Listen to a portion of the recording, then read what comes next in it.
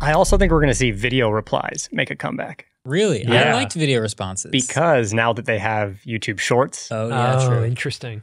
So they could tie in. So people would reply to videos with specific short form. With a short. Yeah. Yeah. And that would create more creators because there's this whole ecosystem where even people like us, we talk about YouTube creators. So you could just go into the comments, drop a short video. And start building an audience. That was a really big part. I mean, you see the way TikTok does it now where videos are embedded in comments, but like that was a whole YouTube ecosystem thing. There were reply channels. Yeah. And under any video, you could either, so if I was the creator, I could enable anyone to submit a video reply and they'd all just show up. But then people started spamming them or people would just like spam replies or whatever. So you could only approve, you could set it to approve only and then approve whichever ones you wanted. And so you would often find that the biggest creators would always approve replies from the same creators.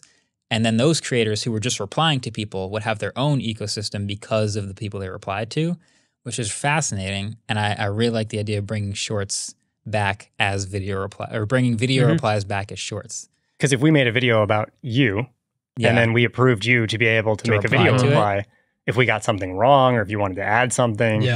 And then it's on my channel, so people link to what I just made a video about. Interesting. That's actually really good. It's honestly the best idea I've heard for shorts. Actually, I'd love to talk to you guys about shorts to do them. We've been pretty negative about them, maybe. I mean, or we've been vocal about them, I'll say, but we don't really do them. They're very... not against, but they're not like our regular content. They're very different. They're definitely not our original content. And that's like on the main channel, the number one thing we know is like we have a format and we're sticking with it and we love it. So obviously a 40-second video doesn't fit in that format. A vertical 40-second video in the same feed as our regular videos feels off. Yeah. But you've done shorts on the main channel. You guys have experimented with shorts in the past. How would you summarize, first of all, your experience with YouTube Shorts? Because I've heard variety of versions of responses. Very positive. Yes, very positive. Generally positive. I would say that for us, we had a creator on our show who goes by Nas Daily, and he said something to us about platforms, which is really interesting around like just the concept of supply and demand. There are some platforms that have enough supply of content and enough demand. They've reached equilibrium. There's 50,000 pieces of videos uploaded per day and 500 million viewers per day. Like that's average of 10 views per video or whatever. That's equilibrium platforms. There are platforms that don't have equilibrium, right? Where they have incredible demand for views, not enough supply for content. That is the place you want to be in. And that's why creators have such big opportunity because the platform wants that content. They want to experiment with it. They want to try it. But on the other side of it, for us, what we notice is it takes us a really long time to make a video, but we have a lot of thoughts. Like we have quick takes that we want to get out. And yes, there's a vlog or like just pop open the camera and start talking, but then there's still editing and like there's just so much. And I think vertical short form content lowered our barrier to entry to just have like some forgiveness around it and be like, it's okay. It's just a vertical video. Yeah. And we shoot it straight through the phone and we do some editing, but it is this first opportunity for us in a long time to film something and get it out on our YouTube channel in the same day. So if something happens, we can react to it. Yeah. And from our conversations with people at YouTube, the shorts feed and the main channel feed, like short form videos and long form videos, are kind of bifurcated in the back end. And so it's not one and the same. It's not like, they know it's a different type of video. It's not going to bring your average view duration down or anything like that. Okay. So for us, we were like, okay, if there's no real big risk to the channel, why not? Like, why not try them? And from what we've seen is, in the past 28 days, I think we've done around like 25 million views on the channel. And there's like, I think above 60% of that is coming from shorts. And that has just generally made our entire catalog of content generate more viewership because there's just more traffic to our channel. Right. And so if you think about it as like a retail shop, like our channel is like a retail shop, we've just increased our traffic significantly. And when that happens, then they're going to look at other stuff in our shop too, right? And so they're going to look at our back catalog. They're going to look at all of our, and our subscribers have grown, our just overall brand exposure has grown because of shorts. So I mean, one of our shorts has 15 million views and that converted about 16 or 17,000 subscribers. Wow. Okay. And the value prop in the short is, explaining things that are happening on YouTube and in media. So if someone likes that and that's their first entrance to us. Yeah. Makes a lot of sense. I mean, so my experience has just been watching other people experiment with shorts.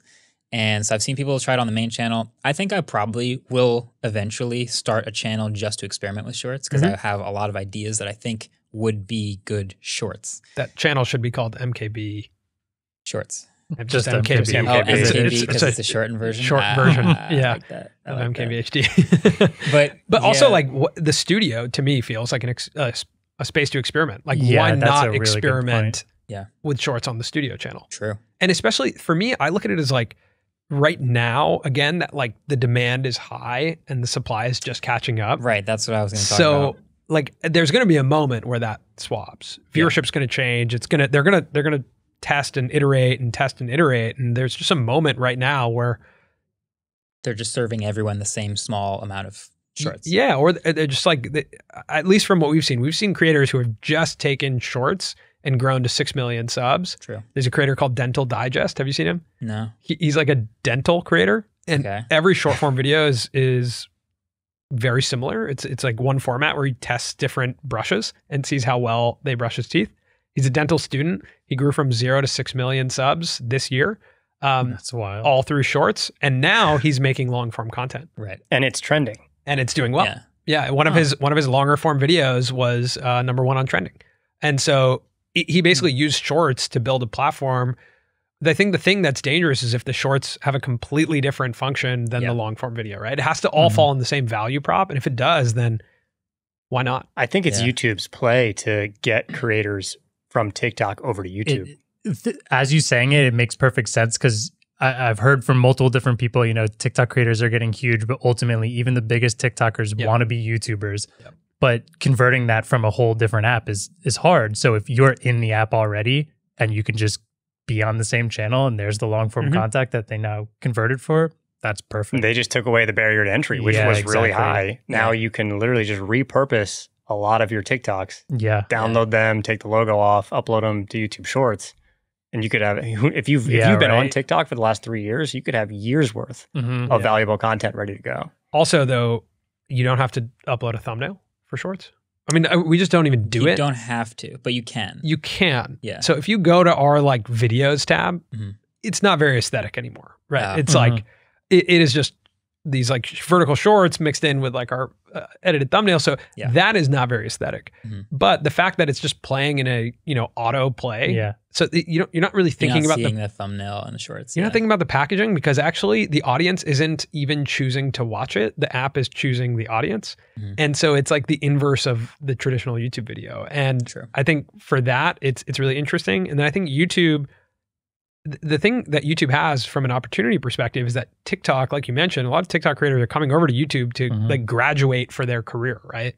And we've heard the classic, comparison on Twitter all the time of like, would you rather have 50,000 YouTube subscribers or 5 million TikTok followers? And almost, it's like so amazing that it always trends towards 50,000 YouTube subscribers. It's just because you can make a career on YouTube.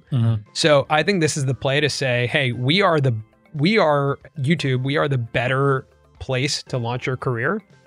So we'll have these short form videos too. And so if you were thinking about TikTok, just do it over here because then you're already building that foundation like Dental Digest, where it's like, now you have 6 million subscribers. Now you have a career. It's YouTube. Yeah. You're already there. You're already there. Thanks for watching that clip of the podcast with Colin and Samir. It's always fun having creator guests on. And that's why I want to ask you, now that you've seen the clip, who else do you want to have in the comments section on the Waveform podcast? I think other creators would be great suggestions. I love other creators. They don't have to be tech creators, but just like if you're on YouTube in general, there's some sort of conversation we can have. Yeah, so let us know on this clip who you'd like to see, and we'll reach out. Comments aren't open unless you hit the subscribe button, so press it. Very important. Just test her out. Call to action. Having Colin and Samir on makes sense. We'd get to that. So hit the red button. Good point. Do it for Colin and Samir. See you guys next time.